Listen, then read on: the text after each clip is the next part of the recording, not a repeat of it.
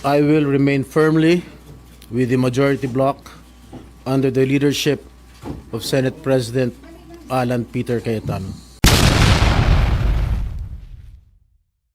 I am giving instructions to the Senate Secretary to put on hold my salary. Personal kong pasya ito upang ipakita sa sambayan ng Pilipino na wala akong intensyon makinabang sa pondo ng bayan habang nililinis ko ang aking pangalan. I will not seek Senate custody. Hindi ko gagamitin ang Senado bilang panangga laban sa mga aligasyon sa akin. Ngayon ko lang po isa sa publiko ito. Maraming beses po ako inalok na talikuran ang independent majority bloc kapalit ang pagbabasura sa aking kaso. Konsensya niyo lahat. I am already in receipt of the warrant of arrest issued against me by the 5th Division of the Sandigan Bayan. Nais ko lang pong bigyan din ang mga bagay na ito. I will remain firmly with the majority bloc under the leadership of Senate President Alan Peter Cayetano.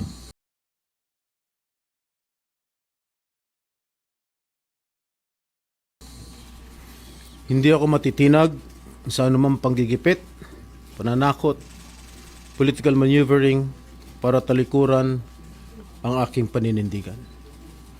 I will not yield to threats.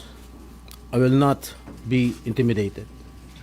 I will not be pressured into surrendering my independence of judgment.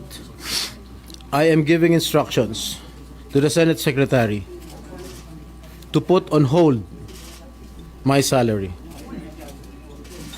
Personal kong pasya ito upang ipakita sa sambayan ng Pilipino na wala akong intensyon makinabang sa pondo ng bayan habang nililinis ko ang aking pangalan.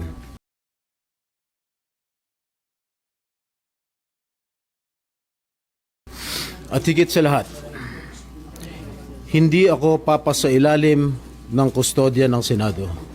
I will not seek Senate custody. Hindi ko gagamitin ang Senado bilang panangga laban sa mga aligasyon sa akin.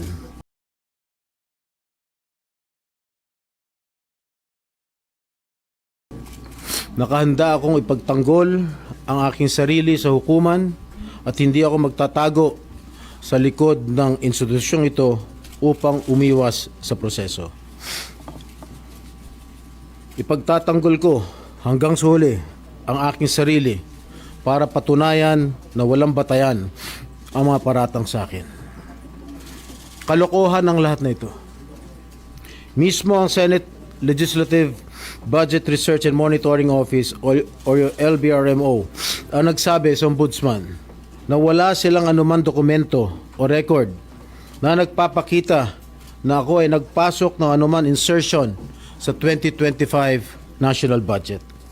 Ang mahalagang impormasyon nito ay kinilala pa mismo ni dating Senate Blue Ribbon Chairman Senator Panfilo Lacson bilang isang makabuluhang ebidensya na sumasalungat sa mga aligasyong binabato laban sa akin.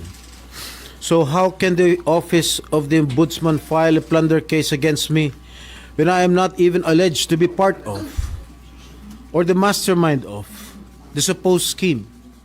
Wala po akong kinalaman dyan. Ngayon ko lang po isa sa publiko ito. Maraming beses po ako inalok na talikuran ang independent majority bloc kapalit ang pagbabasura sa aking kaso.